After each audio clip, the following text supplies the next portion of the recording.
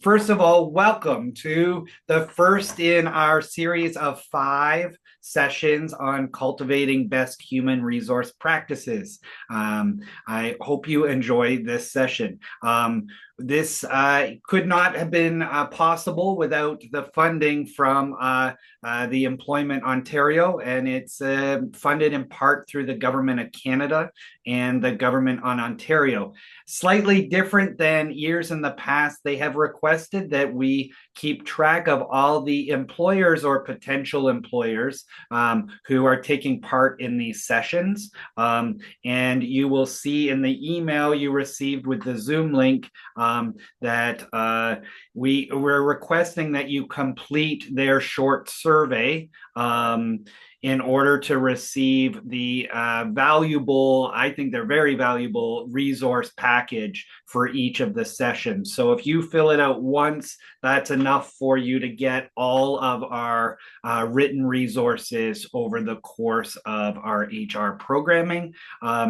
You'll notice there is a spot in that quick survey. It shouldn't take too long to put the amount of employees you have. If you are not an employer yet, you are just an aspiring employer, then just put 0 down there. There's just a few required fields. Completing this will help us meet our requirements to the funder and hopefully support our application for offering this programming and revising this programming and making it better and better year after year. So thank you for your support there. I'm not going to speak too much longer here because we've got a really great set of panelists for you tonight. This is session 1 on hiring and incentives. My only other caveat before we begin is that none of the advice and expertise you're getting here today constitutes any legal advice. These are experts, but they're not legal experts. If you have any thorny questions that our experts can't answer, we will endeavor to answer them for you. Just put them in the chat and we'll deal with them later. And I guess that's the other thing about the whole question period. If you have burning questions for our panelists over the course of the session, feel free to throw them in the chat and we will endeavor to have them answer those questions on the spot if appropriate. If not, we'll save them for the end of the session. And now I want to pass it over to Lara, who was and is the leader behind bringing all these great experts together. So Lara, I'd love for you to introduce our panelists tonight. Thanks, Dave. We have 3 fantastic and varied speakers for our panel tonight. First, we have Jessey. Jessey Njau is a passionate advocate for sustainable agriculture and the visionary behind Zawadi Farm. Originally from Kenya and armed with a background in technology, Jessey transitioned into urban farming to forge a deeper connection between people and their food sources. His work focuses on creating thriving local economies built to last for generations. We also have Renée Primeau, who is one of the 5 founding members of Tourne-Sol Cooperative Farm, which produces organic vegetables, seeds, and cut flowers on 15 acres in Les Cèdres, Quebec. The farm is in its 19th season and has grown to 9 co-op members. Renée co-manages the vegetable team on the farm, and she strives to create a space where new and returning employees can find fulfillment, satisfaction, and joy at work. Renée loves teamwork and values a work environment that is fun, respectful, and stimulating for everyone. When she's not farming, she's playing soccer, making pottery, or going on picnics. And last but not least, we have Luc Sheldrick, the owner and operator of Terramor Farm, a thriving small-scale organic vegetable and flower farm. Known for its innovative practices and vibrant community connections, Terramor Farm has become a regional hub for sustainable agriculture. Luc's leadership extends beyond farming. He's a sought-after speaker, educator, and consultant in crop planning, farm automation, and building relationships with chefs, restaurants, and retail partners. With over a decade of experience, Luc is passionate about empowering farmers to embrace growth and innovation while staying rooted in sustainability. He thrives on helping others unlock their potential, creating systems and strategies that foster resilience and success in agriculture. Luke is a partner of the Market Gardener Institute, where he develops educational programs and collaborates with brands like Orisha Automation and Dubois in agri-innovation. Luke balances his work with a rich personal life, including co-managing Terramor with his partner Dana, raising their children and fostering a supportive team environment. An advocate for creativity and growth, he also enjoys hosting workshops, creating content for his YouTube channel, and experimenting with new ideas that bridge tradition and innovation in farming. We are so very grateful to have these folks here with us and willing to share their knowledge and experience. I'm going to let them take it away. But just a reminder, like Dave said, if you have any questions for the presenters, feel free to drop them in the chat, or you can save them to the end for our Q&A. So we'll start with Jessey. Take it away. Good evening, everyone. Thank you for all being here. What a great privilege and honor to be part of this panel, and to echo David's notion. Nothing I'm saying is based upon like rule of thumb, and you have to follow my rules. I'm still learning. My project is still very young. We're 9 years old, and there's so much that we're learning as we go along. And tonight, I have the honor of joining this panel, so I am grateful to be here.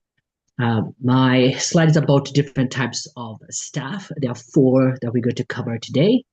I'll start with the paid staff. These are the ones that you actually put money down for them. So the pros for these are they're more accountability and responsible for higher workload and clear liability agreements. And the cons for them will be higher cost, of course, because you have to put money down for that, for the staff that you have. And of course, there's farmer responsibilities for the paid staff. For volunteers, the pros are you're free. They're coming, they bring in abundant amounts of energy. So in a little background, this is actually how I started to urban farm, was being a volunteer. And with Hannah Hunter of Fresh City Farms back in the day was the one who helped me get into this space. And what I remember is the second point in this pros was the fresh energy, because I came in late in the season, something like, where was this? Late July, early August, when everybody else is on that burnout. And I'm coming in, I came in with so much energy. It was, do you want a broad fork a bed? I'm there. Do you want a wheelbarrow? I'm there. You want to, there was so and I remember they had a good time every time I came. I gave them a bunch of support. So volunteers do give you that kind of boost when you least expect it. And it helps you fulfill community engagements goals because you're connected with the people that are around you. The cons, of course, was they're not accountable because, for example, myself, I could come whenever I wanted to come and be there whenever I needed to be. And I ran my own schedule. So you're not calibrated with a volunteer timeline and your timeline in a production farm. And of course, inexperienced in the farming itself. My biggest one I remember with this one was I was broad forking and I had no idea the direction to broad fork. So I was walking on the bed and I didn't know where the pathway was where. So I was just going at it until I was like, no, stay in your lane. This is why you do it. Of course, because of that, you need supervision, right? There are people who work around you to make sure that the volunteers that are there are in the right space, doing the right thing at the right time. And that supervision, of course, has somebody that you have hired or is on a payroll of some sort. And so that does add costs. The third one is interns, and these are learning-oriented, come with learning orientation, and typically young and energetic team of people that come in. We use, in our interns at our farm, we use the Canada Summer Jobs Program for internships and helps to pay for them when they come in. So it really helps us financially. And of course, when they come in the cons area is they're inexperienced because they don't know much about what you're trying to do or how you're doing it, and need to provide housing and meals in some areas, requires thoughtful education curriculum planning, and may quit before the season ends. That actually happened to us 2 seasons ago when in the season, halfway through July, one of our interns just packed up and left. So there's quite a bit of challenges with that. The fourth one is temporary foreign workers. These are highly skilled workers that come in and have very hard working capacity. The cons are difficult to navigate the system. This is the government system we're talking about here. You need to provide housing, and of course, paperwork and overhead costs are difficult to manage. Thank you. I might add one other aspect that we didn't really talk about before, but it just occurred to me is in the paid staff, there's also part-time staff, which can be, it's almost like its own category. We this year started, or the last couple of years, we've been hiring some returning staff who've gone on to other things, but we've been hiring them in a part-time manner, like 1 to 2 days a week. And there's some of the same pros as the volunteers with the bringing in the fresh, it's fresh energy in that these people haven't been doing this job for the 5 days a week. So their bodies are, feeling good and they're really excited about all the work.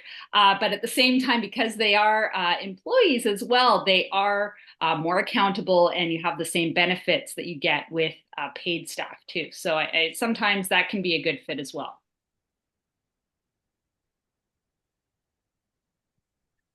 I second that. I'm really excited. One of the people that was in a leadership role is coming back as a part-time on our farm, and I can foresee it being sort of, like you said, like a second boost of energy, and probably contributes to retention. I know, Renee, you said you guys have great retention. So I think it's an honor to know that people still, even though it's not maybe what they want to do full time, it's an honor that they want to return in some capacity because there's that benefit of farm work for them.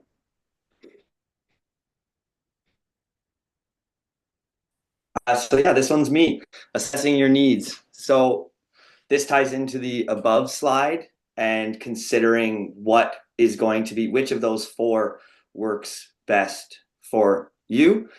And I can speak to our own experience and the reasonings for our decision, but it by no means, I should preface by saying, is saying anything negative about the others. I truly believe that all of them have a place for certain situations, and that's your job as an employer to see and make sure you're choosing what fits for yourself. So our experience is with paid staff. The reason that we've chosen that route, actually, and volunteers, and I'll explain both of those. But paid staff for us has just a very clear exchange. And for us, that's number one. The expectation is very clear. And in my opinion, there's certain areas that need to be met for the internship model. Necessarily, we can't meet in our capacity. So one of which, earlier on, I didn't feel like we had the ability to offer the level of learning that I think farms need to offer for a fair internship. I think that the farms that are doing it, I think personally, need to be at that high level. And maybe we're there now, but we also don't have living space, and we have limited space on our farm. And we really love our time with the crew, and we love our days where it's just us on the farm. So that's really important to us.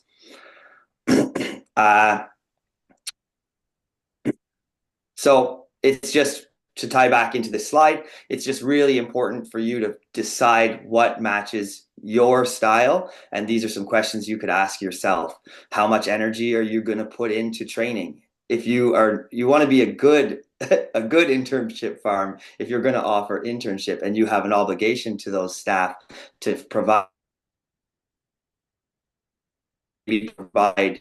I know, like, a great example is La Grenette. That's a high level farm. That's Jean Martin and Maud Helen's farm.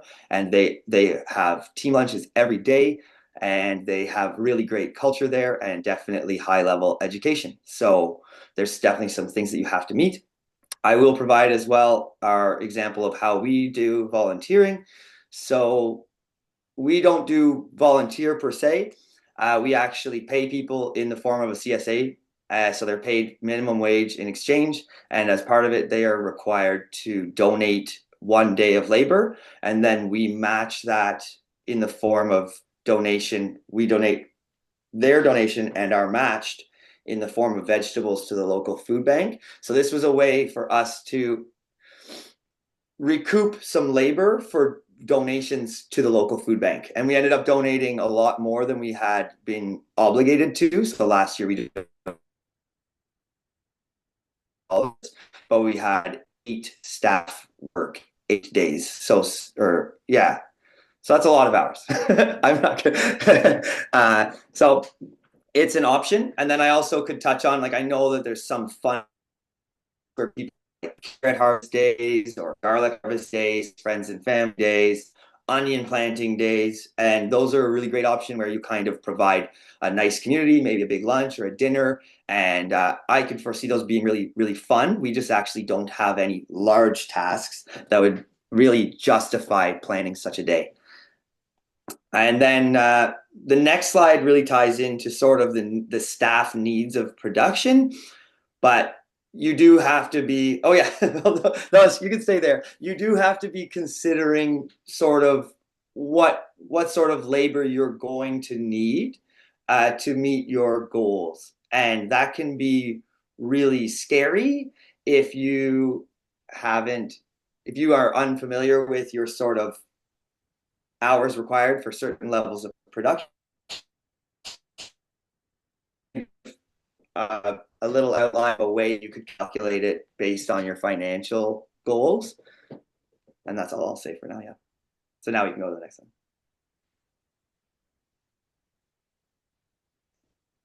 Quickly, we've got a couple of questions in the chat. Offside. Can we have them answer them first, Luke? Is that okay? Absolutely. I'd be happy. That's a great time to let's roll. Okay, so the first question, it's kind of, they played off each other a bit. So someone asked, does anyone find it difficult to ask for volunteers when you are a business? I feel like it is different if you are a non-for-profit. Thoughts is the question. And someone followed up and said, yes, I do find it hard to accept volunteer help because I just feel guilty for not paying people. But there are people that genuinely seem to want to be involved in what we are doing. So I have to accept volunteer help without feeling too guilty, I think. And then somewhat related question, someone asked, I've had quite a few foreign students ask me for work. Are they much different than regular paid staff? That's a more difficult question. Why don't we start with the volunteers first? I could speak to that if. Please. Okay. By all means, so, I might add, yep.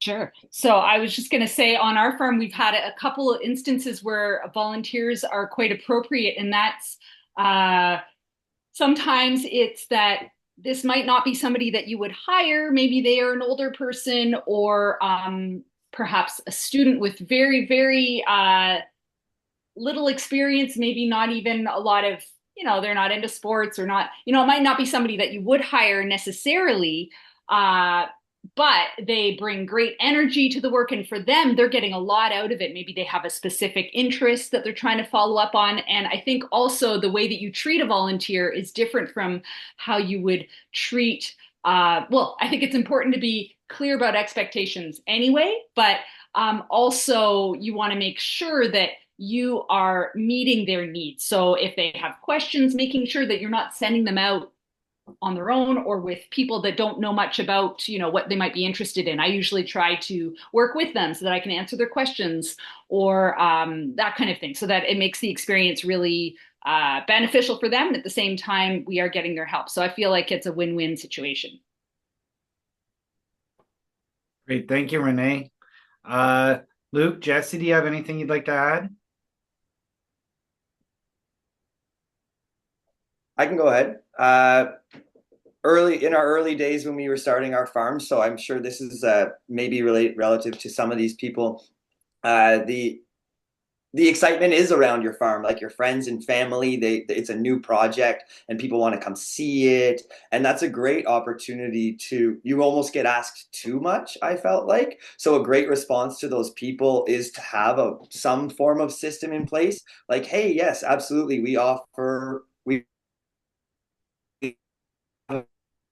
every Tuesday, people come and you have a team lunch on that day. Or it could be the same day where you're packaging CSAs to ensure that you can send them home with some vegetables and it's not too inconvenient, and you have a team lunch on that day or something like that. And that was that was huge for us because it also exposes you to practicing managerial skills. Like you have to have some organization when you probably maybe weren't used to it. You have 8 people showing up and you have to have a plan and understand how to delegate. And you definitely fumble your way through it, but you're not paying 8 people $18 an hour. So that's good practice. For us at Zawadi, what we do is I ask my team not to change or deviate from the flow of the farm. So depending when the volunteers come, it's a Monday or a Tuesday or a Wednesday, whatever time, like day or evening, we have a set goals that we are trying to get to that day. And so when the volunteer comes, they meet us in that flow. And depending who's responsible for managing the volunteers for that day, we amalgamate them through it. So, for example, I had George Brown show up for one day, and I went through the harvest cycle with them and learned very quickly chefs are amazing at cutting veg. They are precise and they are fast. It was the best harvest I've ever done for Salanova. I mean, by the time we wash them, they understand that. So I make sure that we don't uh, lose our track because with market garden, of course, you know, especially in the city, time is of the essence, and production is key because it's cost per square footage. So as a team are navigating through the volunteers are pacing with us at the same velocity. And they actually come back because they like that flow of what we're doing, and it changes every time. So if they come on a Friday, we are packing our CSAs and rating for markets. If they come on a Monday, we're cleaning up and setting up for the weekend and walking, doing crop planning around. So they get to feel how the flow of the farm is. They get to see you in your element. They get to be participating. They feel like part of a team also, and that adds a lot more value. Great. Thank you, Jessey. Very quickly, the question about foreign students, are they different from regular paid staff? This gets into a bit of a legal quandary, but I guess I would say that most foreign students do have some are allowed to work, but they are limited in the amount of hours they're allowed to work. So you'd need to check with them about their visa and make sure that you're not having them work beyond their hours. They typically cannot work full time legally. If you have more questions specific about that and like more details, again, I put my email in the chat and you can ask me that question directly later. Take it away, panelists. Okay, it's me. I'm just going to add to this one because it wasn't in here. I want to just touch on it. Like, when is it time to hire? Is a really good question to ask yourself. And we have 3 sort of rules we recommend. So is your demand exceeding your production? Because often starting farms may not actually be selling everything. So it's a great time to just consider, is it time to expand? So if your demand for your product is exceeding what you can produce, it's probably a good time to hire staff, and staff then would not be an expense. They are actually helping you grow your profits. And then next, like, are you personally, and is your farm like ready to grow? Are you ready to sort of take on managerial experience? If you're feeling like you're sinking, it could help you, but it also could add more to your plate if you're not ready to take that step. And then lastly, you have to have an idea of how everything's done on your farm. So if you're not quite there yet, you could consider additional educational resources like the Market Gardener Institute, which we use their online course, the masterclass, for helping to, we used it a lot to learn some finer details, but also use the videos to educate our staff as well on certain elements of things we'll be doing. And then from there, labor needs. So this example is good, but I think that's a high level understanding of your farm operation and your farm financials. So I'd like to offer an alternative for people that might be just starting out, that may be a little bit more basic, but still requires a little bit of understanding of your business. But what it's saying is having a rough idea of how to calculate what your labor needs on your farm is important. And to be completely honest and candid, when we did it, we were just, okay, we need more people. Okay, we need more people. Okay, we need more people. And then we were getting a little bit more into the finer details of figuring these things out actually realistically now, and it's luckily we're very close. We had 8 staff, and we're going down to about 7.5. And then with these numbers, it actually works out to be fairly accurate. Luke, I think Now, your audio is cutting out a lot. your labor cost should be, oh no, did that get missed completely? Oh, like a lot, quite a bit is getting missed, I think, by me anyway, and others in the chat. Maybe if you turn off your camera, it might help with the bandwidth. Okay. Yeah, why don't you try turning off your camera, Luke, and just go over your very briefly again your alternative to this example. Okay, great. Is that better at all? Yeah, so far so good. Okay. Yeah, I'll skip the introduction to it and I'll go straight into it. So there is in my opinion, it's very important to have some way of calculating labor needs. But the one recommended might require more knowledge than everyone or some people may have about their business. But I think I have a simpler one that might work for everyone. And that is you take your gross sales target and then divide that by, or like calculate 33% of that. So in our case, our gross sales target this year is 300,000.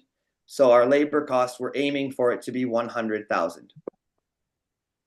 So then you can divide that by $20 an hour, which would be an approximate, these are all very approximate numbers to make this simple.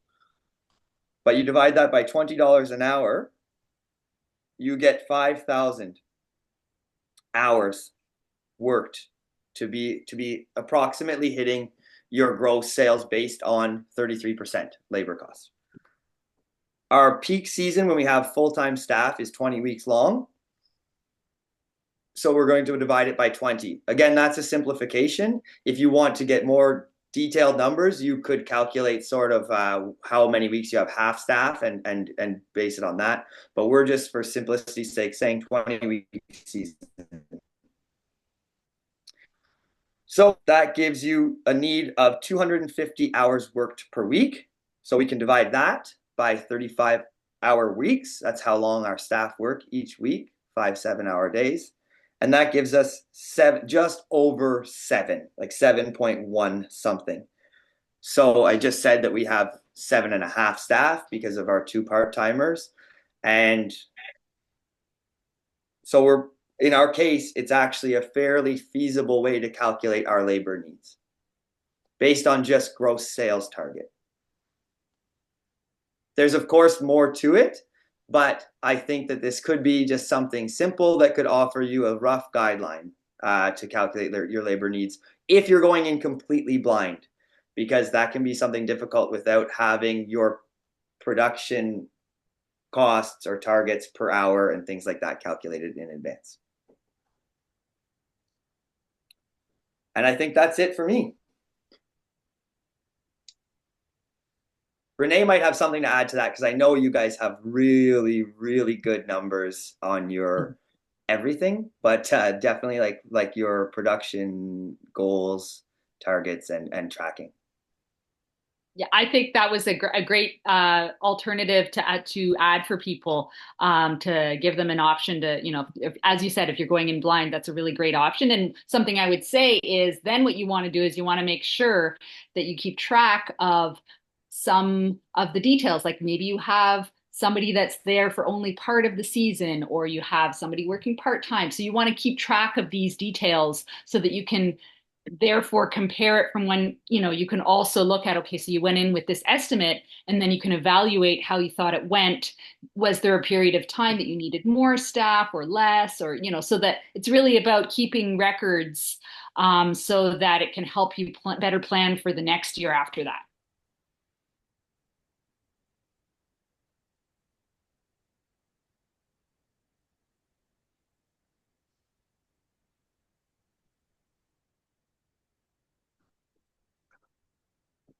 Awesome. Yeah. Okay, so I think this next slide is me. So one of the first things you want to do when you're hiring is you want to write up your job posting. So job posting, a good job posting is easy to navigate, helps set expectations, and paints a clear picture of your values and the work. So we've got some do's and some don'ts here. So you want to be explicit when encouraging underrepresented and equity deserving applicants. You want to include pictures because that can help readers build a concept of your space. It's really important to be transparent around compensation, like are you offering an hourly wage? Is this a stipend?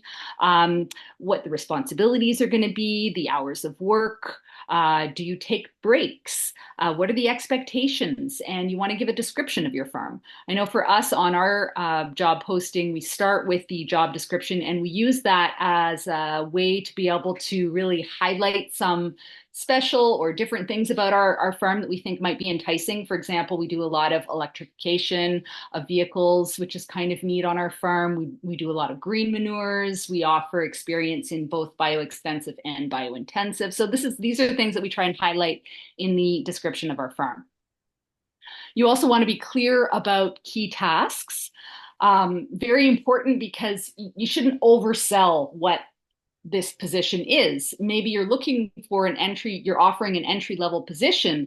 And if you have somebody super experienced that you hire for this position, they might actually be dissatisfied if you're not really offering them very interesting tasks. So it is important to be clear about these tasks. You want to be clear about the schedule, how long your growing season lasts, so like the start date and the end date. Are there opportunities for winter work or personal projects? Will you be offering living conditions? With somebody. I think something bad at the grocery store. You stole something. No. I think someone's just unmuted. Go ahead, Renee. Okay, sure. So you also want to say what the expected workload is. Do you give time off for holidays? Basically all the nitty gritty. In terms of what you don't want to do with your job posting. So job seekers aren't mind readers. Therefore, vague language can set you and your potential hire up for misunderstandings and make positions less accessible. So really, you don't want to be vague about compensation, accessibility, or other important caveats like housing, transport, reliability, smoking on the farm. If you're vague about what you're offering, it's, very likely that you're either going to end up with dissatisfied employees, which is going to be hard to manage throughout the season, or people that are just going to quit because they realize, oh, that's not what I thought it was. You also, if wage depends on experience or may be increased during the season, you should clarify what kind of experience you're looking for or what the timeline for wage increases are. And finally, don't be closed-minded. Know what an applicant's baseline skills must be and be clear if other key assets are mandatory or encouraged. I don't know if Jessey and Luke, if you guys have some do's and don'ts that you want to add to this.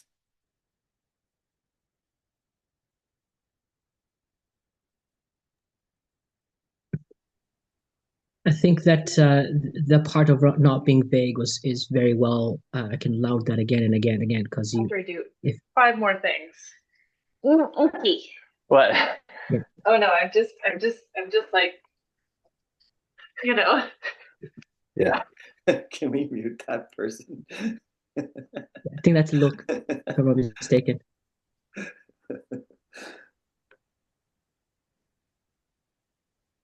don't know who that is. They're muted now. You can go ahead. Okay. Yeah, just to repeat that is you got to be clear of what you expect, what you want to expect from the people you hire. So that's a point that stood out to me.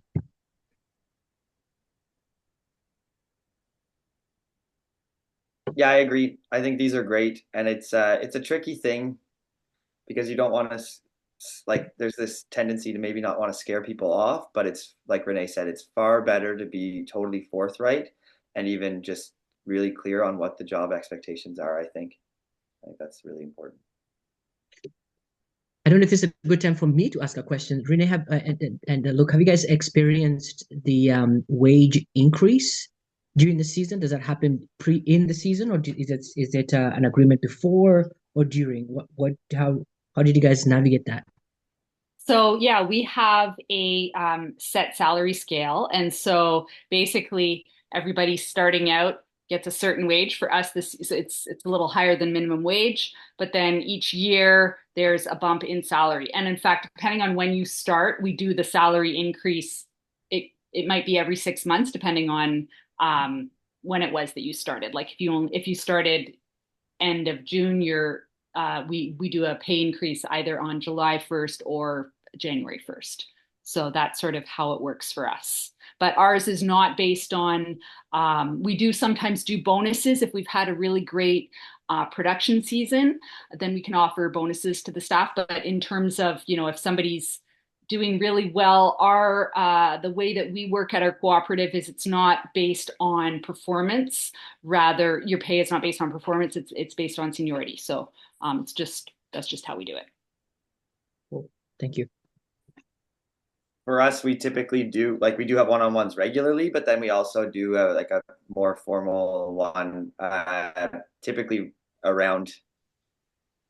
It's not standard. Maybe it should be, to be frank, but it's around like the 45 to 60 day mark, depending. And typically we do reward people for if they're excelling and if they've taken on. Typically, because we have a small team, some people are naturally getting more into leadership roles, or not necessarily leadership roles, but like increased responsibility. So we try to balance wage with that, and also wage is relative to experience to some degree, and not necessarily farming experience, but like life experience as well. So we technically start at minimum wage, but some people are starting at wages that are higher than that.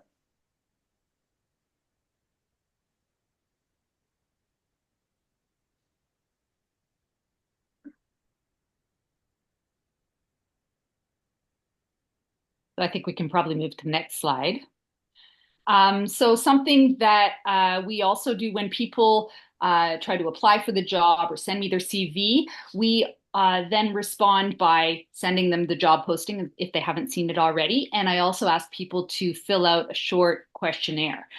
So we have 6 questions that we ask people that are pertinent to our farm. We're in Quebec, so we need to know that people are bilingual. There's some questions here that help sort of filter the applicants, but at the same time, it lets us know a little bit more about people. Sometimes people aren't really great at an interview, and this is a way for them to share in a setting where they can be prepared and they can, write ahead of time what they want to tell us. So I find that it's a useful tool. There's a couple questions here too that can tell me a lot about a candidate. So the first question in particular, so this one, describe any work experience that included physical speed and efficiency. What did you like or dislike about this work? I find this question really useful because not everybody has farm experience, and yet that doesn't mean that they won't be a good farm employee. So, we're looking for people that can be fast and efficient, and what are some transfer skills that they might have. It's really neat to hear instances that can come up, but also I really enjoy hearing people talk about their experiences with speed and efficiency. Sometimes people don't enjoy it, and so that's good to know right off the bat, because maybe it's not going to be a good fit, or maybe you're looking for a person to do really detailed work, like working greenhouse work or something. So maybe that would be a good fit for them. But as I said, for us, it's a tool to, highlight some other things about customer service, or also on our farm, we don't offer housing. So it's really important for us to know that a candidate is thinking about where they might be living, and do they have a vehicle to get to and from the farm.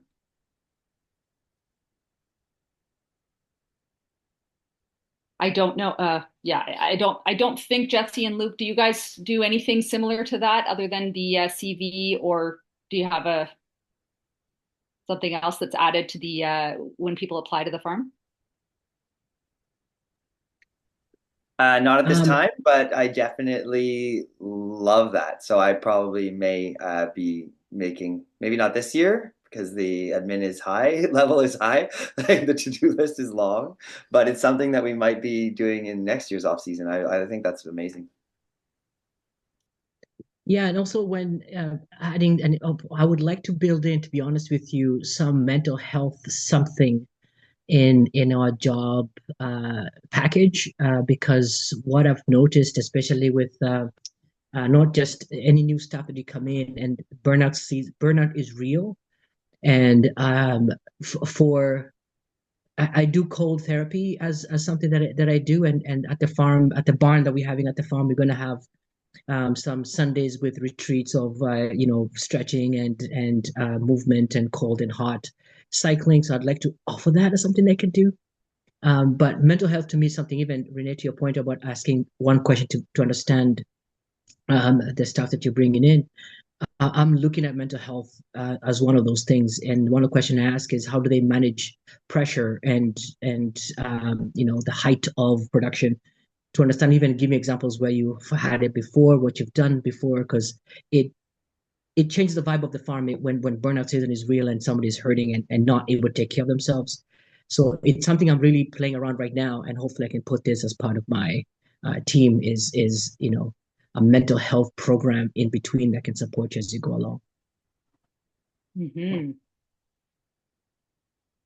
Well, actually, that ties into this next slide, which is on building an incentive package. Sort of that type of a program can be part of an incentive package. So why would you want to build an incentive package? Well, it's about attracting and retaining good workers, and especially amidst the labor market realities, which are it's a little more challenging to find good farm workers these days, and it's a more competitive market. So it's also important to have clear expectations, and laying out what these incentives might be is really great for potential candidates, and also business values.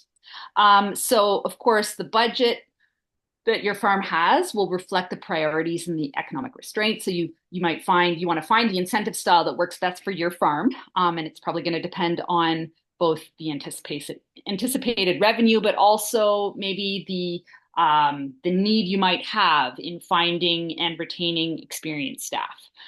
So different types of incentives are benefits, lifestyle, financial compensation, and personal development. And in the next slide, we're going to go into detail about what these 4 types of incentives are.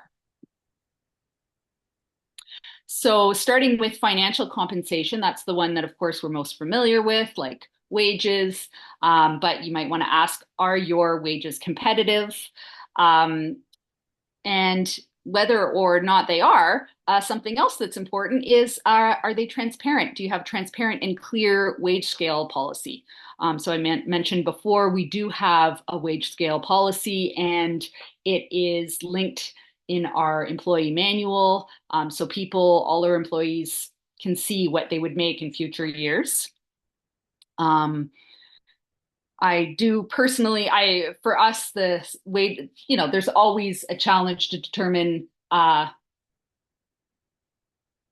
pros and cons of setting a wage scale. But anyway, for us, we decided it was sort of a fair way of doing it. And most importantly, being transparent about what it is. You might also offer stipends, such as health and wellness for stipends. A gear stipend on our farm a couple of years ago, we started offering $100 for workwear each year. And I mean, it's not a lot of money, but it definitely is a nice little perk. People really do appreciate it. You might offer a travel stipend, maybe if you live in an area that's accessible only through specialized transport, like a ferry pass. Do you give holidays, paid or unpaid? Do you pay for days off, like sick days? We do have a sick day policy on our farm, which I lay out right during the interview. We talk about it, or in the contract as well. And there's some farms also give time for personal days or education, professional development days. Do you pay for overtime, like time and a half? Also, some farms might match employer contributions to TFSAs or RSPs, and another option is profit sharing. If we look at non-monetary benefits, this is stuff like offering free produce, like seconds or otherwise. On our farm, we do offer seconds, but we also, all the employees do get a CSA box. For sure, it's the full-time employees get a weekly CSA box, and then depending on how part-time you are, you might only get a CSA box every 2 weeks, but it is a really nice benefit. It's a perk that people really like. We also offer a 30% discount on products that are being bought in. So that's for us, we buy in, we do like an egg share and an organic fruit share. That's an optional add-on for the CSA. And we don't produce eggs nor fruit on our farm. So these are bought in from other local producers, organic local producers. So it's definitely a perk for people, employees, to be able to get that 30% discount, put down a bunch of jam or whatever. You might offer on-farm affordable housing or healthcare, like full coverage healthcare for full-time staff after 3 months, for example, or a fixed small stipend. I know for us, we offer healthcare coverage to co-op members. You might help them find off-season work near the farm or use of infrastructure for personal projects, use of work vehicle for personal needs. You might provide different breaks. We do provide coffee breaks in general. So we have a social coffee break on our 2 harvest days, which is and we also offer an hour-long lunch on a daily basis. But these breaks are a nice time for people to be together, celebrate a little bit together, and it also helps to build a nice team dynamic. In terms of lifestyle incentives, so offering regular work hours most of the time. So this is in order for people to be able to plan things outside of their work hours. Maybe they want to sign up for a dance class or a pottery class. So providing those regular work hours is an incentive. I would also add reasonable work hours. So we've really gone that route because of sort of demand from our employees, and we tried it out and it worked out. We don't do a Saturday market anymore. All of our marketing outlets are in the evenings during the week. So the weekends are off in general, and Fridays end at noon. Apart from the early season in May, when there's like asparagus and a lot of crop implementation at the beginning of the season. But otherwise, we talk about having reasonable work hours. Overtime could be optional, perhaps, maybe you need some people to do overtime sometimes, but maybe it doesn't need to be the entire team. You could be providing support finding winter season work on or off the farm. Perhaps your farm provides lunch for the entire crew. Maybe you provide a collective working environment. That's sort of what we do on our farm. It's cooperative, so we're really big on the team dynamic. We also are strong into providing a healthy work environment. So this is like outdoors and values driven. For us, having a respectful and supportive work environment is something that we talk about even during, we talk about that in the interview, in the job interview. We talk about that about our farm. We also strive towards ergonomics and having systems that are ergonomic. We really try to minimize injuries, and we work to protect our employees' bodies and be aware of things that are going on, challenges that people are having. We also have regular HR check-ins to avoid burnouts. And as I said, do try to support each other and not overburden people. Some farms might provide monthly yoga classes. I know for a time, a friend of ours was training to be a yoga instructor, and so she needed to do some practice time, and she came to our farm actually once a week to give yoga classes. That was a real great perk to offer to people. Or maybe you have a commercial kitchen on your farm that you can offer to your employees to use if they want to do their own canning projects or things like that. And finally, the last category would be personal development. So this is like on-farm education and training. We do a fair bit of that on our farm. We lay out what the different trainings are going to be in the contract. And in that same contract, people can see not only the trainings that they're going to get this year, but also if they stay for multiple years, they can look at the future trainings that they might receive. So that's kind of an incentive to keep people to get people to stay for more years. We also offer sit-down sessions, usually once a year, on a topic of interest for the entire team, such as, direct seeding or green manures or pest and disease management. Maybe you offer tours to go and visit other farms. We do that as well, in terms of just an educational experience. Maybe you offer opportunities for leadership, initiative, and specialization opportunities. I know on our farm, on the vegetable side of things, everybody gets assigned a production role, like, for example, seedling greenhouse manager or irrigation coordinator, things like that. And then they're also assigned a harvest role, like overseeing the carrot harvest, beet harvest, etc. So you're following the different waves. And these types of roles are really great for giving people a sense of leadership, of ownership a little bit. And it's really great for their own personal growth. And it's one of the things that people talk about the most in terms of like different incentives and what's keeping them staying on our farm is that they get different roles next year and they just have these opportunities to learn. So I think that these kinds of things are really valuable incentives to offer.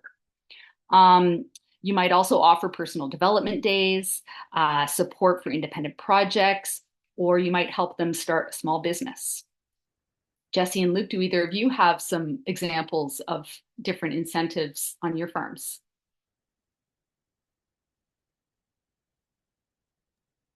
I think I jumped the gun with mine earlier.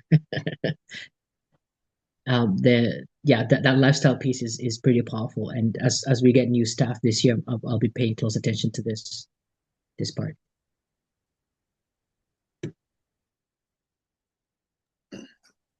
Yeah, I definitely see quite a few on there that are implemented on our farm, and yeah, I think it's really, really important to incorporate elements of all of these.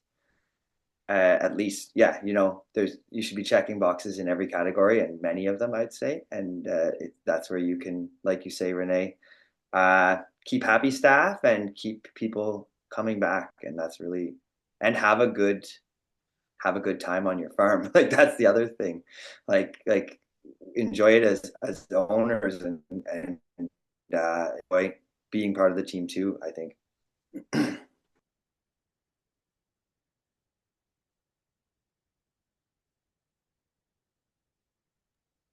Okay, so I'm going to jump in on the job advertising options, but just as we jump into this one, just keep in mind this varies a lot in where your projects are based, if even just internet access, the landscape, and just where your farm is located. So see which ones fit your location, and then we can connect more with that. So the first one is look in the right places. So local community boards, the grocery stores, community feeds and seed etc. Be great to have that. Colleges and universities are great. In my example, having, like I shared earlier with George Brown and also Seneca, all these institutions know my project, and it's whenever they talk about the scope of things, as they're teaching some of the students, they share my project with them. I've had some incredible people come by from that, so it's good to connect with those places, even just using the bulletin boards, but just having your name within the circle of curriculum is also good to have. Word of mouth in the community is great. Having networks of that is important. Actually, this is one of the biggest challenges I have in my place because we are in Downsview Park. If you guys know the topography of Toronto, it's on the 401 and 400 towards a little bit east of that. So the community is new. There's a lot of work that I need to get the community to know that I exist. But for work wise, it's to get that connection is very helpful. Where the community knows of your project, it's kind of valuable to have that. And word is getting out now that people know Zawadi, people know the Downsview location, and so those kind of connections, people coming to you with much more validity of who you are and what the project is. So that really goes a long way. Recommendations for other farmers. This is very powerful. If you have projects in your community, it's always good to connect with your cohorts and friends and families around that. And because even for my project right now, this year, I'm actually working through it, and it's powerful to have people who know you and in the same community as your farming community, and they can assist you with finding good people. And I guess this is what question I'll be asking some of the panels if they've had this type of recommendations of workers coming from different places, even knowing what needs and requirements you have and how do you share that. Goodwork.ca is a good website to use. Food work, local newspapers are ideal. And it's challenging in Toronto because we don't have local newspapers anymore.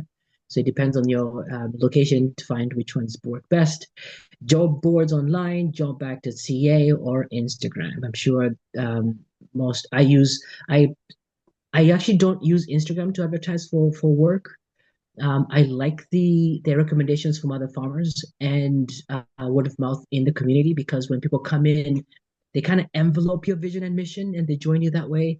And I'm lucky because I'm in Toronto, I get to have those close networks of people that can just come out. So yeah, this is the options for advertising for jobs. Any panels, do you guys have anything to add? We also advertise with our CSA members.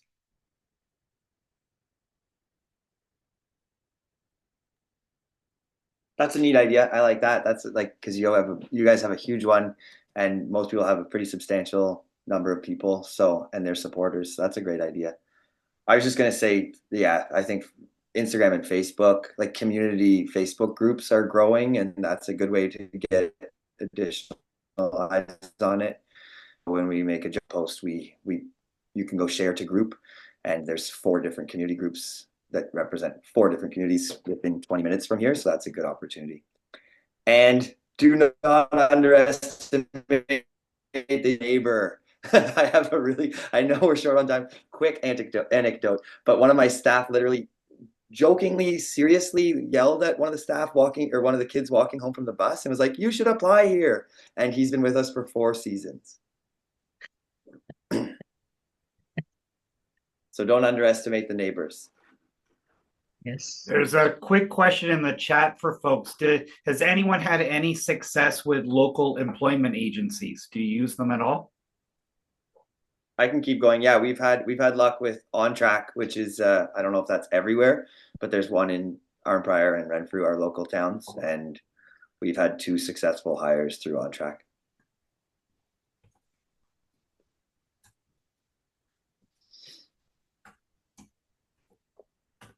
Great. I think we're ready for this next slide. Yeah, so this slide, we usually have a video, a very cute testimonial video, but it will not play for us. So instead, we'll just have each of the speakers talk about their experience with how they vet their work environments. Anyone can jump in first. I know, Luke, you were mentioning something to me before we started. Yeah, so I guess the goal of this slide is to sort of, what's our resume? How are we portraying to potential candidates why we're a good place to work?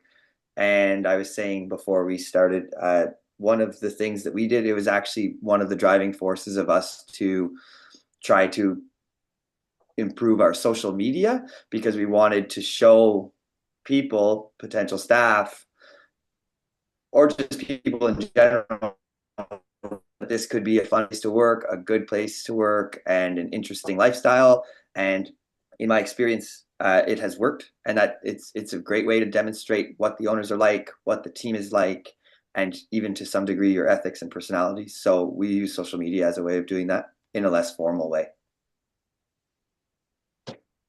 I would say for us, we try and do if it can work out, to have people come out, potential candidates come out, especially if it's somebody that we're really, looks pretty good on paper, have them come out and work with us for an hour or 2 so that we can have a chance to both us see them and them see the farm in action. And then at the same time, it's a way for them to have a chance to talk to some of the employees, and get a feeling for what it's like to work here from talking to them. For us, I use the social media, of course, and what I try to do is create a clear picture of what the mission and vision is of the farm and why we're doing what we're doing, and connecting to the not just the work environment itself, but what the why behind the farm itself. And I've had some pretty good conversations coming from that, from all aspects of it. So yeah, that's what we do.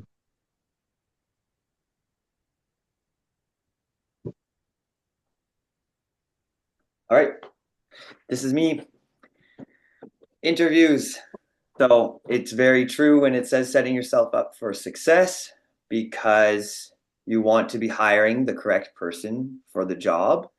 And that requires to have a good interview laid out in front of you, and some good questions and good ways to get a read on the people who might be working with you, and also have a clear picture of what you're looking for as well. So I think the later slides get into that. But no, the first point says that. Sorry, that's how you know I'm not reading the slides as I'm going. So yes, get clear about the qualities that you're looking for. Very, very important. And this goes back to what Renee said, determining what you'd like to communicate to the potential candidates. And then also this ties into something that we're working on right now, is having a system in place for as the resumes come in, you want to have a system in place for the when they'll get responses, and then if there's a follow-up, because you can't be doing interviews all throughout the entire time. You kind of want to have that stuff set up. So by this date, we'll do the interviews. By this date is the closing date for the job posting. And by this date, we'll be getting back to applicants. Like having some structure like that is really important, I think. And then whether you're compensating for the interview. So I don't think it's very commonplace to compensate for an interview that's like over Zoom or something. But if you're doing a interview where they have to drive out, maybe you consider compensating them. And then definitely with working interviews, at least I know that some people don't pay, but we pay. We're typically, people are driving out to us to come out for the working interview. So at the very least, they're getting compensated for their time working for us. And that's just how we do it. So, but definitely being clear on that at the first interview process before having them out, if you're having them out for a working interview. And definitely suggest a working interview. I think that they're phenomenal, and getting people to do some hard work is a great way to see what they're like in those instances. And a mistake we've made, a little quick anecdote that I would share. Oh, a working interview, great question. So a working interview is you have them come out and work on the farm. So for us, we do 9 to noon. That lets us have our morning meeting regular. Then after we get out to the field, we get all our bearings about us. And then when they show up, we have a brief sort of, hey, how you doing? This is what's going on today. And we try to get them right into some labor. It's better not to do things that require training, like even bunching, because sometimes you can believe that they really had a great attitude, but they just needed to learn. But then they do learn and they don't have the pace that's required. So it's really good to get them into work that has pace and effort. That's my anecdote, or a little tip. Anyway, during the interview, it's really important to get them at ease and get comfortable. So typically I try to just have a comfortable vibe and maybe joke around a little bit, because you don't want someone on edge, because then you won't get the true representation of what their personality may be like. And you might not connect with someone that could have been great. And yeah, it's really important to have really great questions, because a bad hire can make or break a season. A good hire can make or break a season. And you need to have good questions to get an idea of what they're all about, and get a feeling for what they're like and whether they're going to be a good match to the team.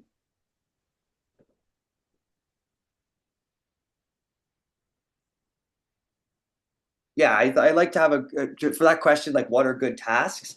I think a good mix I try to have them work with a couple different people for one thing, and try to have a plan in advance, like almost like a little mini schedule. And that's what I'm doing at 8 o'clock that morning. I'm thinking with my manager, like, okay, let's make sure this person gets a chance to broad fork beds with this person while they're doing bed prep over there. Then we might get them to go into the nursery, like Lara just said in the chat, because then that's another thing where there's still pace. It might not be physical labor pace, but you can really get an idea of someone, whether they're sort of goal oriented or lacking interest. And that's really where it's important. You just want to see that work ethic and how they connect with people while working, and if they can stay focused on these tasks and maintain a good pace. And you get to chat with them the whole time. So, and it's not always me working with them the whole time. I try to do an hour and have them work with 2 other people so that we can do a check-in and see how they worked with all of us. And some sample questions. I'm not going to read through these. I think that the slides will be available. I think the thing that I would say above,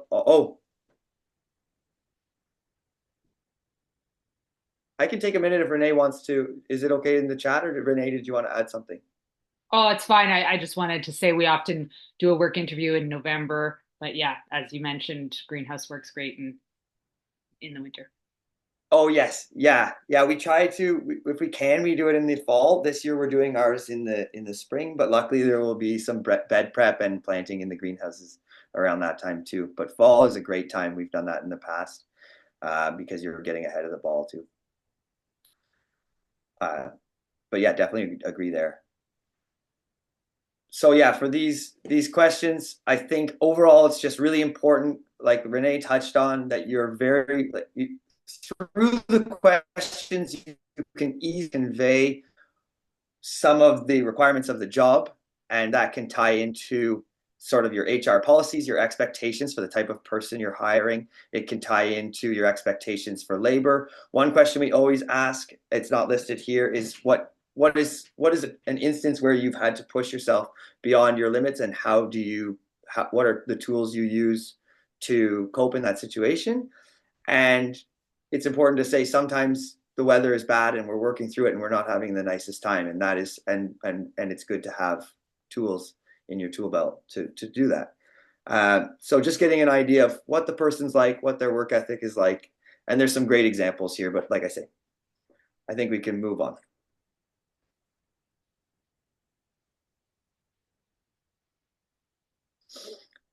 So this is a big one, and I will say I've been on both ends of the spectrum of interpreting incorrectly. So number one, when you're determining before getting into determining priorities, what I'm saying is, don't let your emotion get in the way. I've emotioned my way into hiring the wrong person, and I've actually misjudged people before too, and noticed that they found out over time that they were an amazing employee. So just follow facts is really, really important, and not be misjudging based on emotion. But it is very important that the person, you get along with them. That is really important. It can't it's your farm at the end of the day, and you have to be working with people that you enjoy working with. And there's of course exceptions. You don't have to be best friends, but you have to ensure that people are going to be a good match to your team, and you have to know what that person looks like. And having an idea is not necessarily you have to write down the qualities, but you can get a feel for it, and having an idea in advance is really good of what the qualities of a person you're looking for to fit your team, fit your farm, is really important. During the interview, make sure that you take some notes. You can't expect to remember everything. And like I said, some of those feelings, like how did that person make you feel? And if you're not sure, try to get that out in the interview. Try to keep asking questions and work it out. Because if you're not sure how the person makes you feel, you can keep working on it. And then definitely do not skip calling references. It's such an easy thing to skip, and it is such a silly thing to skip. It is the simplest thing to do. And also, don't go into that call without something in your back pocket, because you have to have good questions for that call too. Because I've had reference calls where people didn't ask me good questions, and I'm not going to jump out and start talking about bad about someone if they're not asking the right questions, because why would I do that? Like, if they're asking good questions, I will answer them forthright, but I'm not going to say negative things about someone. I'll say, oh, maybe you want to know this if it's close, but but you know what I mean? I'm not saying I'm a bad reference, but I want to be also just sort of, you have to ask good questions when you're calling a reference call. I hope that's good. Do the other panelists have anything they want to add? Nope. I wanted to add something about communication. I think it's really important, especially if you have a bigger team. You want to have somebody that is a good communicator. That can make things really a lot easier for your whole team dynamic. So having either an interview question that sort of touches on that, or, just trying to get a sense, trying to zero in on that aspect is important. I like to ask a question also about giving an example of conflict with a coworker, and how did you deal with it?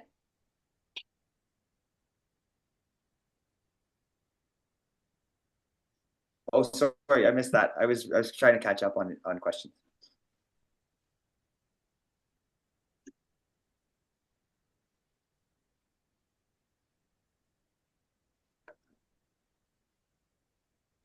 Okay, I think we can move to the next slide.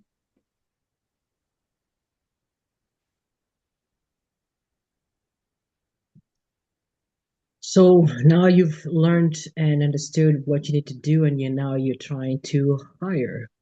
As you hear with all those previous slides and the panelists repeating this consistently, pretty much as a theme, communication is key. Let your candidate know when you make a decision by, and stick to that timeline. Try to make your decisions at a good timely manner, because that helps the candidates, prepare themselves.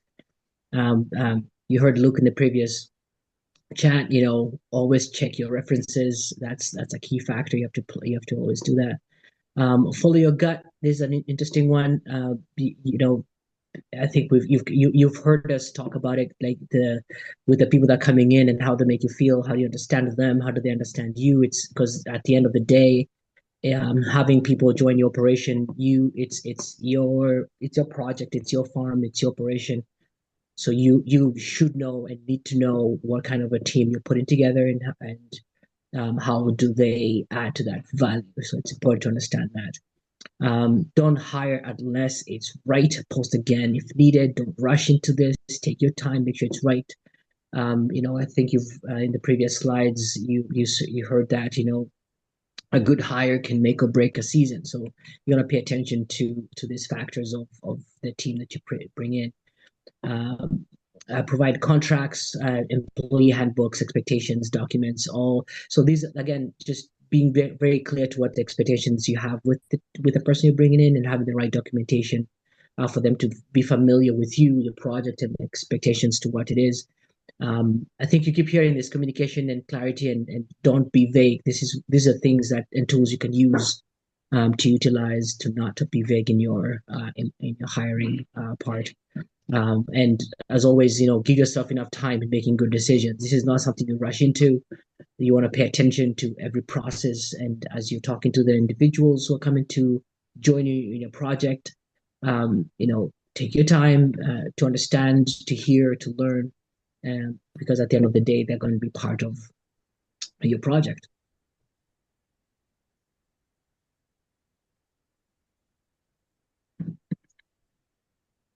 Does anyone have anything to add to that?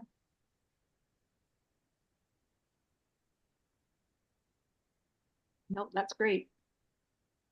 Yep, awesome. Right. So tonight we've obviously heard a lot about the benefits of having great staff and retaining that staff, and some of the challenges in making that happen. So I'm going to share some free resources that you can offer them as an additional benefit. So as you can see here on the slide, the NFU's put together a monthly peer support drop-in meeting, and farm workers can hop on that just through a Zoom link on line. The link there is at the bottom of the slide.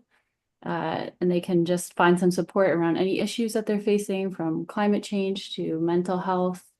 The NFU is also putting together workshops on topics like farm worker safety, knowing your rights and responsibilities, and political advocacy work. So if anyone's looking for more information on these kinds of resources, feel free to send an email to Dave or me, and we can get them to you. So that's it for our presentation. Well, quickly, can I, Laura? I'll just add and make a shameless plug here that I know a lot of our employers do as an incentive or perk for their farm workers is we do have in the NFU a farm worker category, membership category that allows them to be voting members and participants with the NFU. It's a great way for them to move towards a career in agriculture. So I know some of our employers actually pay for that membership as a perk for their employees. It's always for the first year, 50% discounted. So I think it's like $56 and change. So it's a small investment for that worker to give them a sense of larger community that they're belonging to beyond your own farm. So I highly recommend that. Thanks, Dave. So maybe I'll just leave it there for our Q&A. And just before we jump into more questions, I just want to, there was lots of talk in the chat about the resources from this session. So I just want to remind folks in that reminder email for this session, there's a link to the short survey. Once you fill out that survey, then we'll send you a whole folder full of resources that we've been building over the last 3 years. And they're fantastic resources, especially if you're just hiring for the first time. There's sample employment contracts, sample interview questions, farm worker support guides, examples of job ads. So yeah, the reason that we can host this session is because of that government funding, and that survey makes it possible. So we really appreciate anyone filling that out. And also the slide deck and all of the slides here will be in that folder as well. If anyone has more questions, you can also feel free to unmute and ask your question or just drop it in the chat. I think one question that maybe wasn't fully picked up on that I was asked several times was maybe providing a little more detail in terms of what sort of expectations you put in your job postings or generally have of your employees or your future workers.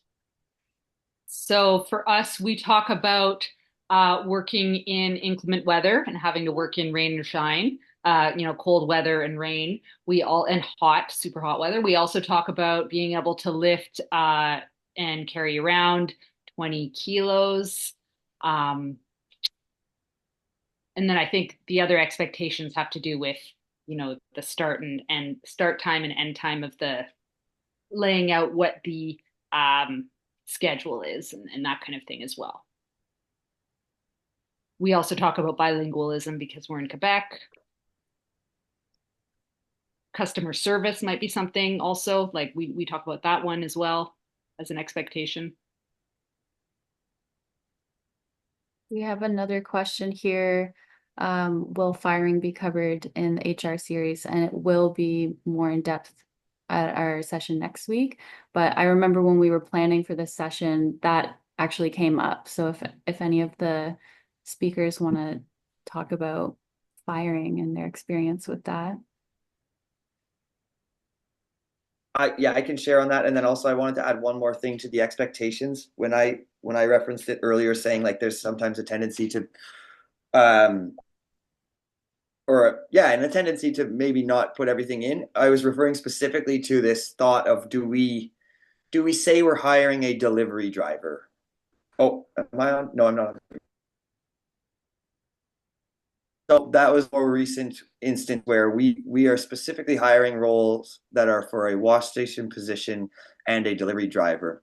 And I think those are important to be forthright as well with expectations. If you have an actual role outlined that you're hiring for, and I see that very common in more experienced farms as well. And I think that's a neat thing. So it's like you're hiring for the nursery position, so that you're not going to get applicants that don't want to be in the nursery. We actually had an applicant that said, "Hey, I'm looking for work, but I really don't want to be in the wash station. Like, I want to be out in the field." And that's totally fair. And so she's still going to be interviewed.